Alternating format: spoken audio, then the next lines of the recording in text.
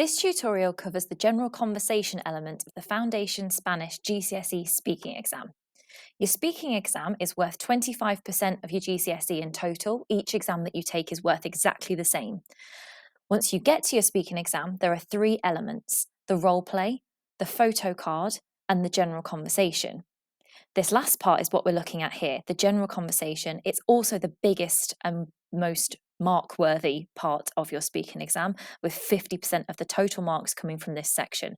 It's the part where you have to just respond spontaneously without any notes or preparation to some questions in Spanish, which sounds scary, but we can guess at what's coming and we can use strategies to help us work out what we can say. So you could be asked on any of the following topics, the ones that you can see on your screen right now. These are all the topics that you will have covered throughout your GCSE. However, you are able to nominate one topic in advance and say, I would like to be asked about this particular theme. For most of our students, that's theme 2. This means that you know you will be asked about this theme, so you can prepare it more thoroughly. It also means that you can't be given a photo card with those issues on, so you can use it to avoid topics that are a little bit trickier. So you'll get the nominated theme that you've put up in advance, and also the second theme could be either theme 1 or theme 3, for example. When you get to this part of the exam, you will be speaking for 3 to 5 minutes. That's across both topics. So you'd spend, say, 1.5 to 2.5 minutes on each one. What do you get those marks for then once you get there? Your big chunks come from this section, communication.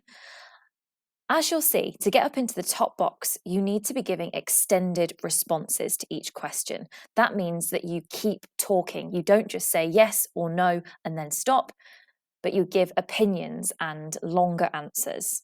Even so, you'll see that you don't need to be perfect. Even for top marks, you can lack clarity from time to time. The next element is range and accuracy of language.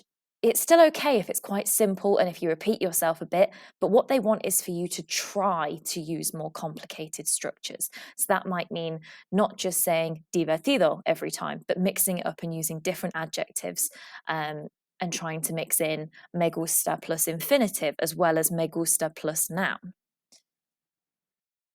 The pronunciation is worth 5 marks. And even to get top marks, again, it does not need to be perfect. It just needs to be generally good. And finally, you're marked for spontaneity and fluency. You show some spontaneity. It's okay if they can tell that some things you've learnt beforehand.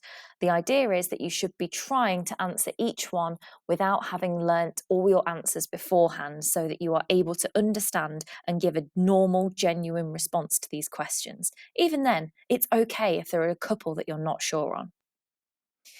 A good way to practice putting these together and to make sure that you are ticking all those boxes is to use the positive, negative, past, future structure.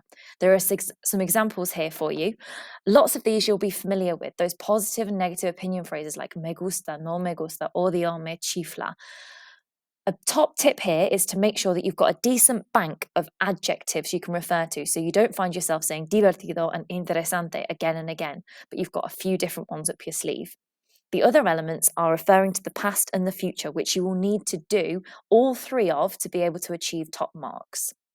So the way we can do this is, if we're asked a question, try to make sure that our answer covers at least 2 of those categories. So it might be positive and negative, or positive and past, or past and future.